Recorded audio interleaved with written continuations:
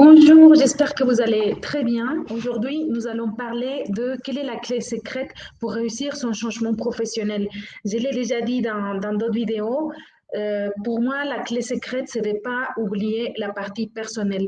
Un métier, une profession n'est pas que le descriptif des tâches, n'est pas que la rémunération, n'est pas que la pointe de l'iceberg que l'on voit dans les offres d'emploi. Ça va beaucoup plus loin que ça. On sait que quand on s'investit dans un job, on s'investit émotionnellement, énergétiquement, c'est du temps. Voilà, on n'est pas des machines et c'est pas juste on est en train de comparer des tâches parmi d'autres. C'est vraiment quelque chose de plus complexe. Pour moi, un job qui nous permet d'être pleinement épanoui. C'est un job dans lequel on peut se projeter sur le long terme. C'est un job dans lequel on se sent à sa place. C'est un job où quand on se pose la question pourquoi je vais au travail, pourquoi, à quoi bon, on a une réponse qui est convaincante. On sait que ça fait tout son sens par rapport à nos priorités de vie, par rapport à ce qui nous fait plaisir, par rapport à nos projets, par rapport à la personne que l'on veut devenir. Donc, pour avoir effectué ce changement de job, ce changement de cap pour passer d'un travail qui ne nous convient plus à un projet professionnel qui nous motive et qui a du sens, c'est très, très, très, très important de passer par la case personnelle, de passer par une réconnexion avec qui vous êtes, de mieux vous connaître, de connaître vos talents, de couper aussi parfois avec des, des lois de la société ou des lois intrinsèques à votre famille de loyauté où on se dit que il faut qu'on ait des grands diplômes, qu'il faut qu'on travaille dans la meilleure entreprise, que réussir, c'est avoir un job à la défense ou je ne sais pas, dans une grande tour, que réussir, c'est bref, des choses comme ça. Quelle est la définition de vos réussites pour vous? Je pense que tous ici sur cette planète Terre, on recherche le bonheur, la paix mentale, la sérénité, l'enthousiasme et la croissance. Donc l'idée est de trouver quel est finalement ce job qui va pouvoir répondre à vos besoins. L'idée, c'est vraiment l'inverse de rentrer dans le moule. On parle souvent de voilà, je dois rentrer dans le moule. Le moule, c'est ça. C'est la job description, c'est le périmètre. Et ensuite, à moi de m'adapter. On est d'accord que l'adaptation, c'est une qualité fondamentale et très intéressante à déployer, pas que dans le travail, mais partout.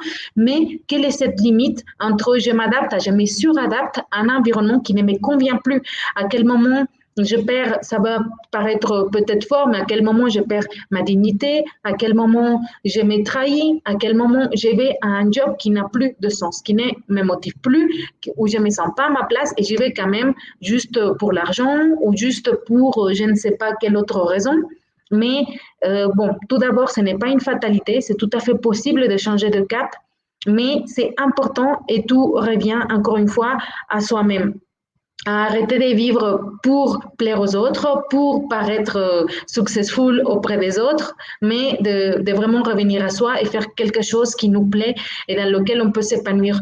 On l'a déjà entendu plusieurs fois, on est tous uniques, on est tous différents, on a tous des talents uniques et le monde a besoin de cette différence pour se nourrir tout simplement. Donc, c'est hyper, hyper important et c'est ça la clé secrète d'un changement professionnel, de plonger en soi-même pour qu'à partir de l'intérieur, on puisse chercher à l'extérieur. Ce qui arrive souvent, c'est quand on pense changement professionnel, on pense je dois refaire mon CV, je dois refaire ma lettre de motivation, je vais regarder les offres d'emploi et on part directement à l'extérieur, sans savoir qu'est-ce qui est bon pour nous. Je donne souvent cette métaphore du supermarché où on a envie d'avoir un plat qui nous plaît, qui nous régale, qui est bon pour le corps, bref, le plat parfait pour nous. C'est comme si vous partiez directement au supermarché sans faire le point sur vos allergies, sans faire le point sur les aliments qui vous plaisent le plus, sur les associations, sur les épices, sur tout ce que vous aimez. Vous partez directement au supermarché, vous voyez la promo sur les oignons, la promo sur le miel, et vous vous dites, bon, il y a la promo, je prends. Donc, vous risquez pas d'avoir finalement ce plat succulent que vous voulez, mais ce qu'il y a, ce qu'il y avait en promo. C'est encore une fois le supermarché ou alors le marché du travail qui va vous imposer vers quoi aller. Donc, plutôt que de chercher ce qu'il y a, à l'extérieur, rechercher ce qu'il y a à l'intérieur pour ensuite pouvoir avoir des recherches. Ça ne veut pas dire pas passer par la case CV des motivations et tout ça, et insertion professionnelle, et entretien d'embauche ou création d'entreprise, mais ça doit absolument commencer dès l'intérieur, du cœur vers la tête et pas l'inverse. C'est pas d'abord la tête, quels sont mes diplômes, quelles sont mes expériences, voilà le poste qui va bien, où je peux transférer mes compétences, et ensuite, espérons que ça me plaise, espérons si ça marchait comme ça serait très facile. On demanderait à l'intelligence artificielle de regarder notre CV, de nous proposer des offres, et ça irait très vite et très bien. Mais ça ne se passe pas comme ça. Ça, vraiment pour que ça puisse être pérenne, pour qu'il y ait vraiment un épanouissement personnel, pour qu'il y ait une vraie connexion avec son job, pour qu'on se sente créatif, pour qu'on se sente à sa place, ça doit absolument passer par l'intérieur, par quelles sont mes envies, quels sont mes besoins, et enfin écouter cette petite voix intérieure qui parfois nous chuchote pendant des années, tu n'es pas à ta place, ce n'est pas ici, ce n'est pas normal de galérer en fait. C'est ça très important. Parfois on pense que c'est normal, que le boulot ne nous plaise pas parce que les collègues se plaignent, parce que tout le monde se plaint, parce que personne n'est content. Donc, du coup, c'est la normalité, et puis c'est pas grave. Et puis, on commence à se dire qu'il y a pire et qu'on devrait quand même être reconnaissant parce qu'on a quand même un job et beaucoup de personnes le voudraient. Bref, toute une étape qui est tout à fait aussi, ça fait partie du processus de négation, de nier ce qui est là, de nier les symptômes physiques, de nier les symptômes émotionnels, être comme un sensu accroché à un rocher et se prendre des tempêtes et vraiment de vivre des situations qui ne nous conviennent pas et quand même vouloir s'accrocher à tout prix à quelque chose qui ne nous convient plus. Et j'adore aussi une histoire, une métaphore que j'ai entendue récemment et qui me parle totalement par rapport à tout ça, qui est, imaginez que vous êtes dans un avion, vous devez sauter de l'avion et puis vous ouvrez un parachute. Donc, effectivement, le parachute vous permet d'atterrir convenablement, mais vous atterrissez dans la mer. Et une fois dans la mer, c'est ce même parachute qui vous tire vers le fond de l'océan. Donc, à un moment donné, il va falloir vous débarrasser de ce parachute pour pouvoir survivre. Et c'est ça qui est très complexe chez l'être humain, c'est que ce parachute qui à un moment donné vous a sauvé la vie ou vous a été utile devient plus tard votre fardeau et quelque chose duquel il faut vraiment pouvoir se délaisser pour pouvoir avancer dans la vie. Donc, je sais que le job dans lequel vous êtes aujourd'hui, à un moment donné, vous l'avez choisi, à un moment donné, ça faisait du sens, à un moment donné, c'était peut-être bien, vous avez fait des beaux projets, et puis vous arrivez à la fin d'un cycle, et c'est ce moment où il faut se débarrasser du parachute pour ensuite pouvoir tout simplement bien vivre, évoluer, grandir. Donc, voilà, j'espère que cette idée de clé secrète vous parle. Tout à l'heure, justement, on m'est demandé quelle était la différence entre, par exemple, le programme que je propose, Reconversion réussie, et les cabinets d'outplacement ou de bilan de compétences. Et j'ai fait tout un discours de 10 minutes, je pense, ou 5 minutes en tout cas. Et la personne, elle m'a dit, bon, pour résumer dans mes mots, en gros, dans ce programme, il y a la composante personnelle qu'il n'y a peut-être pas dans les cabinets d'outplacement exactement. Et et je trouve ça intéressant si par votre biais ou en vous faisant accompagner, vous êtes passé par la partie personnelle. Comme je vous disais, restez que dans la tête, restez que dans les diplômes, restez que dans les étiquettes, ne fera qu'un petit changement. Je le sais parce que je suis passée également par là et j'ai vu beaucoup de personnes passer. Et parfois, on n'est pas prêt encore à faire cette réelle connexion avec soi-même. On s'est dit, bon, je veux quand même capitaliser sur mes diplômes, j'ai quand même peur, etc. Et du coup, bah, je reste sur ce qui paraît logique. Aller chez le concurrent, bouger un tout petit peu de domaine. Et voilà, donc ça fait partie du process et parfois c'est largement suffisant et vous devrez trouver votre épanouissement. Mais c'est dans tous les cas intéressant bah, de regarder l'intérieur.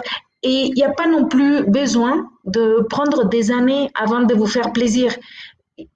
Qui a dit qu'il fallait rester 10 ans à galérer avant de pouvoir être heureux? Qui a dit qu'il fallait capitaliser sur son diplôme pendant 20 ans avant d'oser faire quelque chose qui nous plaît? Qui a dit qu'il fallait que les enfants voilà, aient fini leur université pour qu'on puisse enfin se regarder soi? Donc, cette notion de temps, de bon, je vais prendre le temps, je vais réfléchir. Bien sûr, il y a des process, Ah, je comprends tout à fait. Moi, j'ai pris 4 ans. J'aurais voulu faire ça en un claquement de doigts, mais ça m'a pris 4 ans et je pense que c'était le temps finalement qui était nécessaire, le temps de douleur nécessaire pour pouvoir être motivé à faire un changement.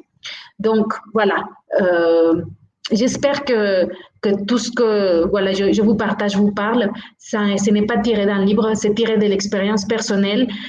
Et c'est pour ça que j'adore travailler avec les personnes issues des grandes écoles ou des ingénieurs, des personnes très pragmatiques qui réfléchissent beaucoup, plein d'actions, projets, parce qu'elles sont dans la tête et, et j'adore pouvoir apporter ce côté de on coupe la tête 2 secondes, on la pose sur la table et puis on reconnecte à son cœur. Ça peut paraître perché, d'autant plus pour des personnes qui sont hyper réfléchies, pragmatiques et plein d'actions et je veux réussir, est-ce que c'est viable, est-ce que c'est rentable.